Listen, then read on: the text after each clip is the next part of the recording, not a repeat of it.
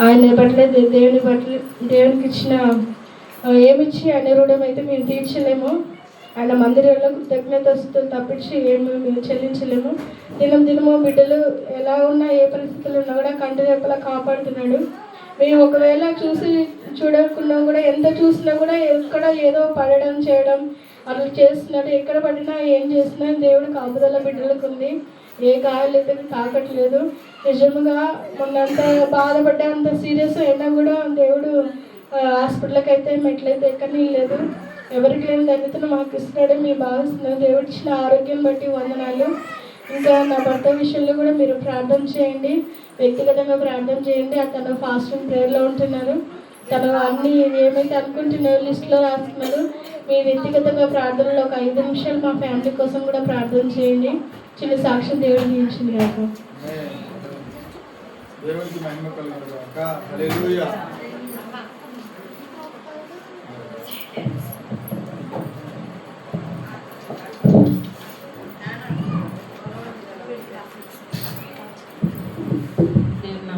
మీ అందరికీ వందనాలు, దయచేసి వందనాలు. గడిచిన కాలం నుంచి ప్రభు ఎంతగానో కాపాడారు. దేవుని స్తోత్రాలు చెల్లించుకుంటున్నాను. మరి నేను మా అచ్చన బాబు అనమాట చందు గురించి వారం నిలబడి సాక్ష్యం చెప్పుకుంటాను. ఆయన బాప్తిసం వచ్చినప్పుడు దేవుడు ఆరోగ్యం ఇచ్చిన కానించి కూడా నేను ఆ బిడ్డ వరకు సాక్షించుకుంటున్నాను అనమాట.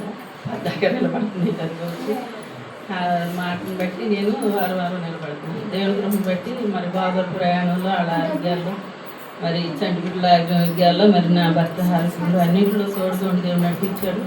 దేవుని స్తోత్రాలు చేసిన 10 సంవత్సరాలకి ఎన్నో ఇబ్బందులు, ఇరుకులు, సమస్యలు, మరి పిల్లలు పడిపోయినా దేవుడు ఈయన పడిపోయినా దేవుడు ఎంతగానో కాచి కాపాడినందుకు దేవుని స్తోత్రాలు చెల్లించుకుంటున్నాను. అలాగే మరి నాకు కూడా దేవుడు ఎంత ఆరోగ్యం ఇచ్చాడు. దేవుని స్తోత్రాలు చెల్లించుకుంటున్నాను. చాలా బలహీన పడ్డాను. దేవుడికి ఆరోగ్యం ఇచ్చి ఇలా నిలబెట్టినందుకు దేవుడికి స్తోత్రాలు.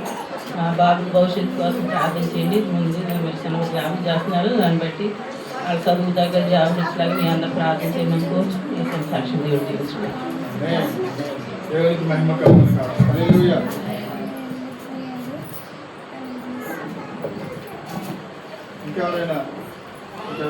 సాక్ష్యం చెప్పండి.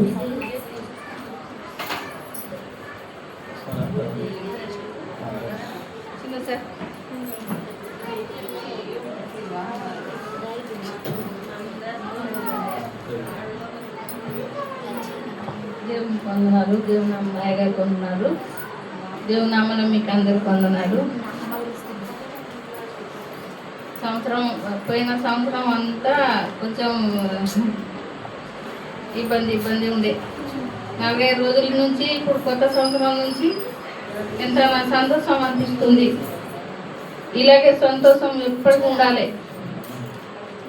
దేవుడు నేను ఒకటి అనుకున్నా, అదే సంతోషం అనిపించింది.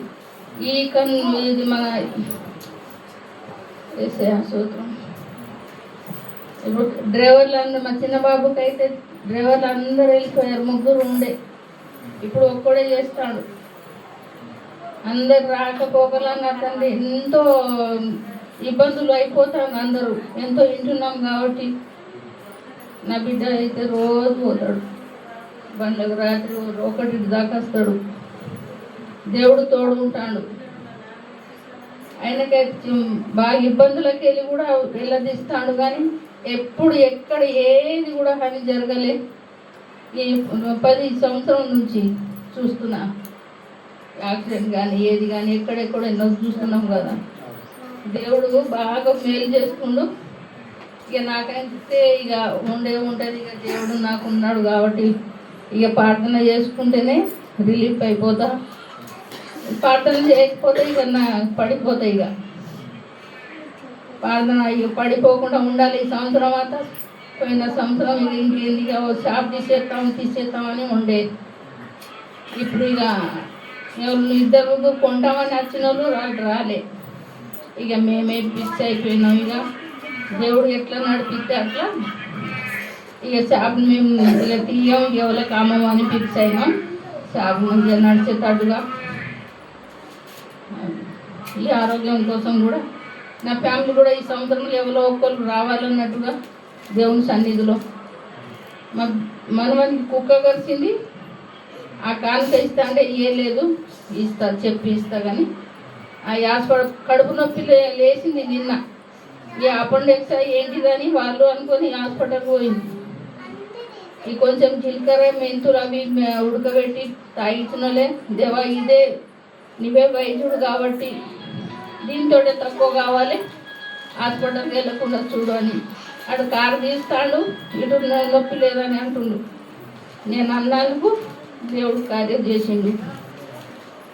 చిన్న సాక్ష్యం దేవుడు దీవించుకున్నాడు.